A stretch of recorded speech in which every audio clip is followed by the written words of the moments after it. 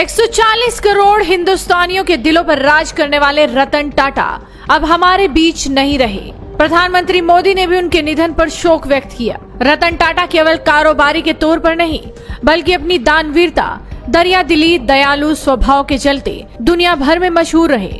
साल 1937 में जन्मे रतन टाटा ने टाटा समूह को नई ऊंचाइयों पर पहुंचा दिया। 1991 से लेकर 2012 तक टाटा समूह की कमान संभालने वाले रतन टाटा भले ही करोड़ों की दौलत के मालिक थे, लेकिन वो बेहद साधारण जिंदगी जीते थे। अपने पीछे वो करोड़ों की संपत्ति छोड़ गए हैं। लोगों के मन में सवाल है कि रतन टाटा के बाद टाटा समूह की कमान किसके हाथों में होगी?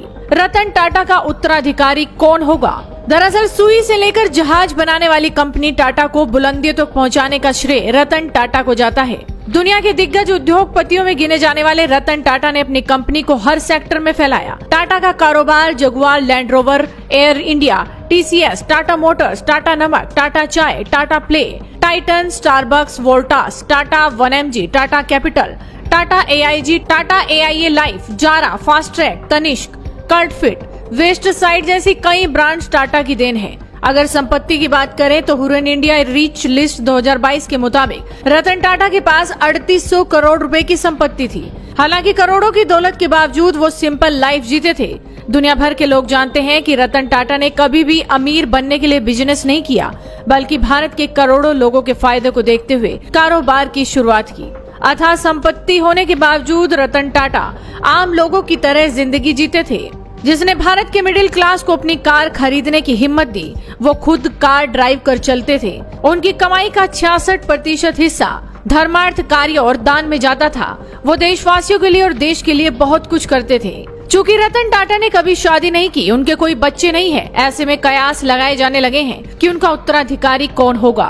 उनके निधन के बाद सवाल उठने लगे हैं कि उनकी 3800 करोड़ रुपए की संपत्ति का मालिक कौन होगा, कौन उनकी विरासत को आगे बढ़ाएगा। तो चलिए आपको बताते हैं कौन है वो 4 लोग जिनका नाम रतन टाटा के उत्तराधिकारी के रूप में रेस में है। सबसे पहला नाम नोएल टाटा का है, जो रतन टाटा के सौतेले भाई हैं। नोएल टाटा को टाटा समूह के उत्तराधिकारी के लिए एक प्रमुख उम्मीदवार माना जा रहा है। नोएल टाटा नेवल टाटा और सिमोन की संतान है और उनकी टाटा समूह के साथ गहरी भागीदारी है। दूसरा नाम है माया टाटा, जो 34 साल की है। माया टाटा नोएल टाटा और आलू मिस्त्री की बेटी है। इन्होंने टाटा समूह के प्रबंधन में बड़ी भूमिका निभाई है। उन्होंने बेस बिजनेस स्कूल और यूनिवर्सिटी ऑफ वारविक से शिक्षा प्राप्त की है। टाटा अवसर निधि और टाटा डिजिटल में उनकी प्रमुख भूमिकाएं रही हैं। टाटा न्यू ऐप को लॉन्च करने में उनका योगदान महत्वपूर्ण माना जाता है। तीसरा नाम है नेविल टाटा, जो 32 साल के हैं। नेविल टाटा नोएल टाटा और आलू मिस्त्री के दूसरे पुत्र हैं। टाटा समूह की रिटेल शाखा में सक्रिय नेविल टाटा वर्तमान में स्टार बाजार का नेतृत्व कर रहे हैं।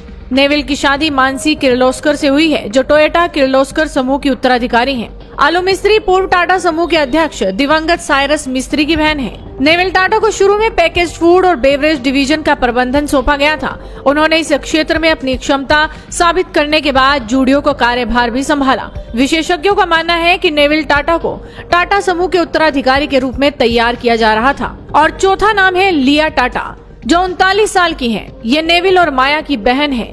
टाटा समूह के आतिथ्य क्षेत्र में लिया का बड़ा योगदान है। उन्होंने स्पेन के IAE बिजनेस स्कूल से शिक्षा प्राप्त की है और ताज होटलों के संचालन में महत्वपूर्ण भूमिका निभाई है। वो 2006 से होटल इंडस्ट्री से जुड़ी हुई हैं। हालांकि 2010 में उन्होंने 3 महीने के लिए लुई विटॉन में इंटर्नशिप भी की थी, लेकिन उसके अलावा उनका पूरा फोकस होटल इंडस्ट्री पर ही रहा। उन्होंने ताज होटल्स एंड रिजोर्ट से असिस्टेंट सेल्स मैनेजर के तौर पर शुरुआत की थी। ऐसे में ये है वो 4 नाम जो रतन टाटा की उत्तराधिकारी की रेस में है। ऐसे में देखना होगा कि रतन टाटा का उत्तराधिकारी आखिर कौन बनेगा। तो आप भी अपनी नजरें बनाए रखिए, साथ ही इस वीडियो को शेयर कीजिए।